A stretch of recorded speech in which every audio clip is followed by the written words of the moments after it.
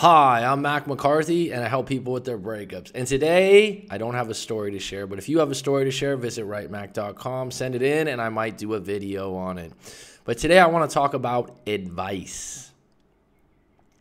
You're always seeking advice when you're in a breakup, I think, and that's what I actually give on this channel. That's what I do in live coaching sessions. And I want to break down the idea of different advice that you receive and good advice and bad advice and the categories that it falls in, because now that I've been doing this a little while, I can really see where getting too much advice or getting advice that doesn't serve you can really hurt you moving forward. So let's get right into this. And if you guys agree or disagree, say it in the comments, or if you have something to add to this, because I think this is a really important topic when you're in a breakup that I haven't talked about before directly. Let's start with reassuring advice, okay? So reassuring is like, yeah, you're doing the right thing. Yeah, she wasn't good for you. Yeah, she would have always been agreeable. Someone's being very agreeable. And this is probably something that your mom might do, or your sister or brother or your best friend that really cares about you. And they might not always be telling you the truth.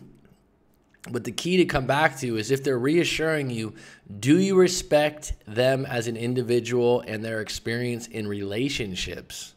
Okay. So when you're getting advice on a breakup, right, then you should be going to someone that's been in a few relationships and been in some good ones. And when you see them around their partner, you think to yourself, oh, they're a good partner also. Okay. You look at them as someone that their actions over the time you've met them, I don't want to say envious, but are admirable. And so when they reassure you, you're like, oh, this is coming from a really good place. But if it's a friend of yours that's a player, or, and when I say a player, I mean, he gets a lot of girls and goes out with a lot of different women or something like that, that's not necessarily a bad thing. But if it's not you and it's not your lane, then who are you seeking advice from? But let's circle back to reassuring advice.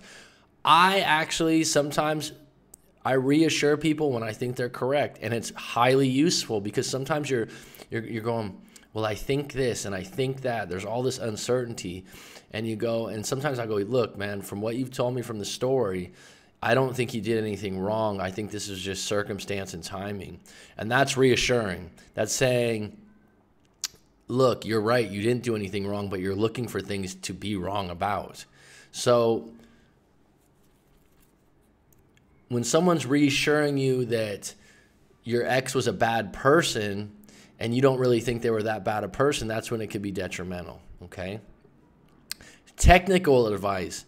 Technical advice is like an engineer or a car mechanic. They give you advice on exactly how to do things.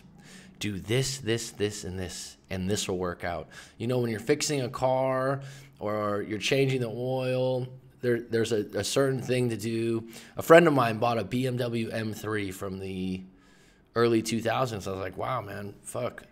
Isn't that really expensive to maintain with the oil changes and everything? He goes, no, I just went on YouTube and learned exactly how to do it.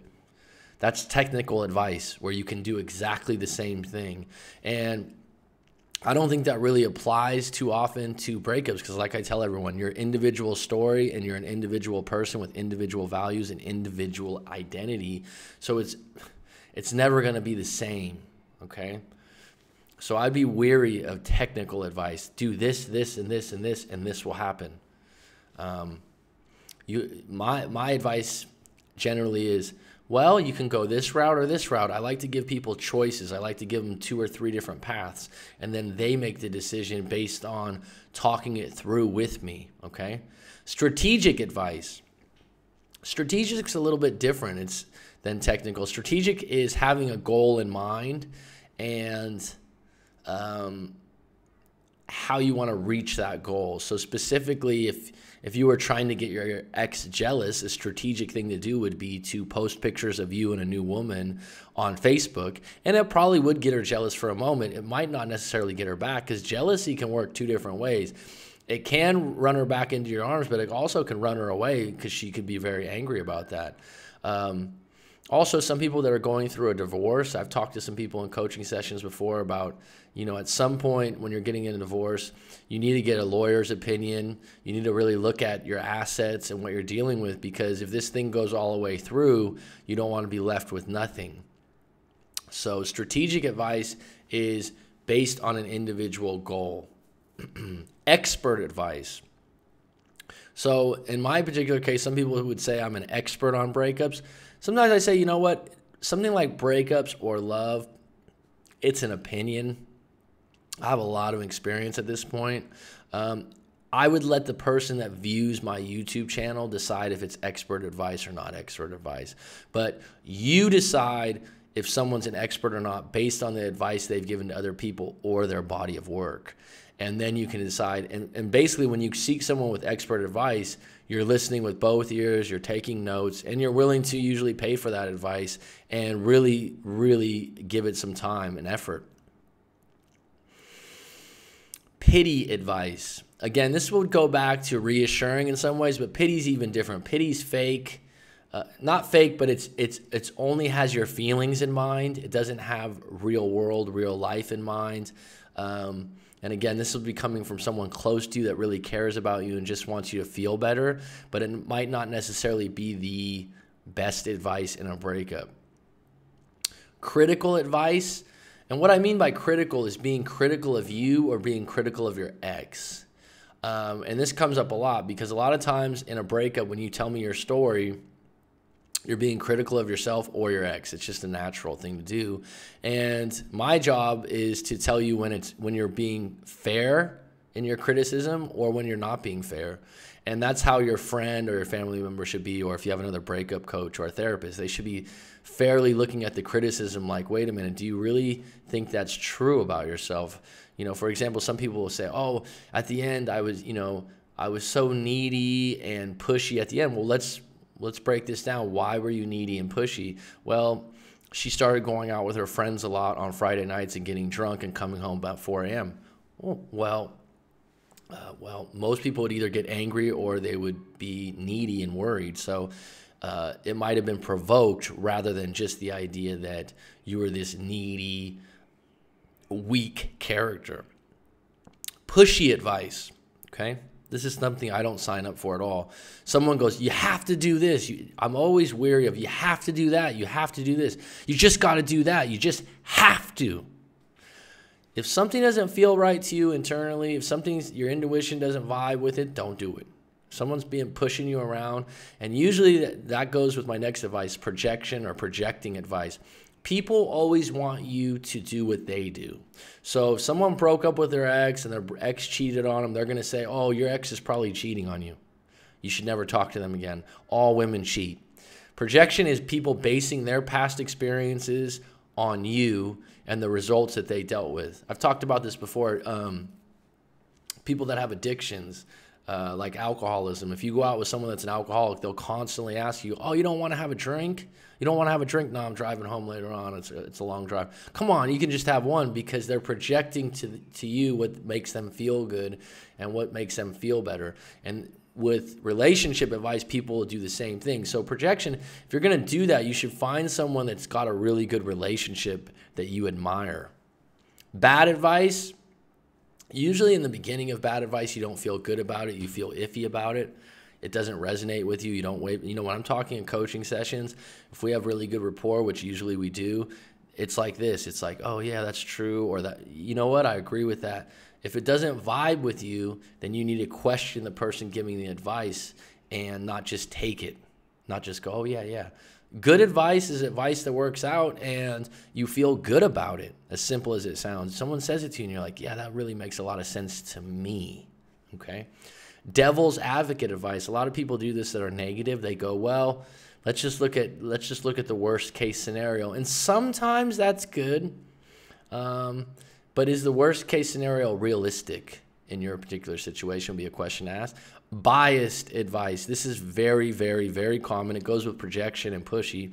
People are going to base your relationship and your breakup off of what has happened to them in past relationships. And I'll even take it a step further. Relationships they know about of friends. their parents' relationship. What they do is there's a Rolodex in the brain, and they're just gonna go back and go, oh yeah, that happened in your relationship. This means this. Okay, so if you're gonna find, everyone's biased to a certain level. In my particular case, when I give advice, I have a lot in my Rolodex to go back on different experiences and different outcomes. And when I meet someone through YouTube or this kind of thing, you weren't my friend in the past, you're not a family member, so I'm actually able to be non-biased and give you honest advice based on what you've told me and based on your individual story. Advice based on hearsay and lack of facts. I hear this all the time. Someone sends you a message, hey, I just saw your girlfriend on Facebook with another guy. Okay. You don't know if they're together. You don't know if they're sleeping together. They just say, oh, I can't believe you're with her. I can't believe she did that. It could honestly be a friend from work or a cousin that's visiting. You just don't know. And that's bad advice. And it's not just advice, it's feeding you something. So sometimes when friends do that, it makes them feel better. If they're single or they never liked your ex or they like the idea of you being broken up because they broke up in the past, all this in mind.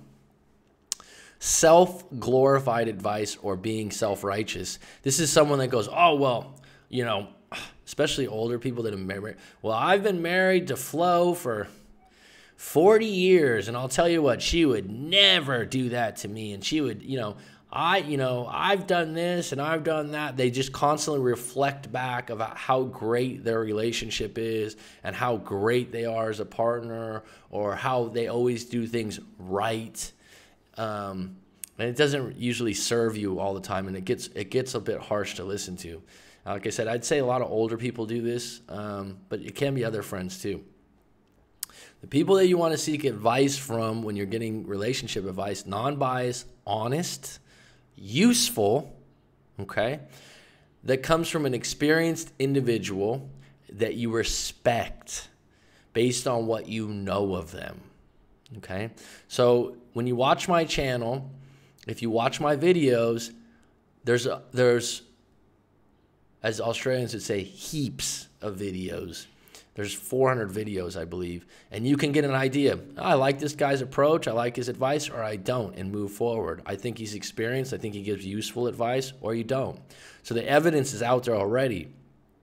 But that's what you're looking for, non-biased, honest, useful, that comes from an experienced individual that you respect based on what you know of them, okay? Based on their own body of work. And this doesn't necessarily mean that they need to be married for 40 years. I think that if they've had a few relationships, that's good. And when you have an encounter with them, I talked about this in the last video, when you go on offense and you maybe hire a breakup coach or you go to a therapist or you start talking to a good friend about this, in the first time you really start revealing your feelings and talking about the breakup, in the first 30 or 40 minutes or 20 minutes, you can kind of get an idea. Do you have rapport? Is this person really listening to what you're saying? And do they care? And if they don't take it personal. Don't get angry. Just go, this isn't the right person to talk to this about. Let me seek another individual. And in my experience, as far as live coaching sessions, I haven't had someone go, this isn't right. We've got to a point where we build up some rapport and then we talk about the breakup and what's been going on. And a lot of times you just want someone to listen to exactly what happened in your particular situation. But when people give these other kinds of advice like projection, technical, they don't listen long enough to what's going on, and they just already think they know what to do. And they don't want to listen. A lot of people don't have time. A friend of mine, a really good friend of mine, said, hey, bud, why don't you do something where you do some live coaching because you really give good advice? And he goes, yeah, Mac, but he goes, that's just for good friends. I don't really have time for outside people and care about outside people that much. And some people are like that. So, like I said, if you want to come back to this non-biased, honest, useful advice that comes from an experienced individual that you respect based on what you know of them. That's what you want to come back to when you're looking for advice on a breakup. Okay, I hope that helps you. Please visit writemac.com if you've got a breakup story you'd like to share, or if you'd like to book a live coaching session with myself and receive some non-biased, useful advice. I hope that helps you. Thank you for supporting the channel.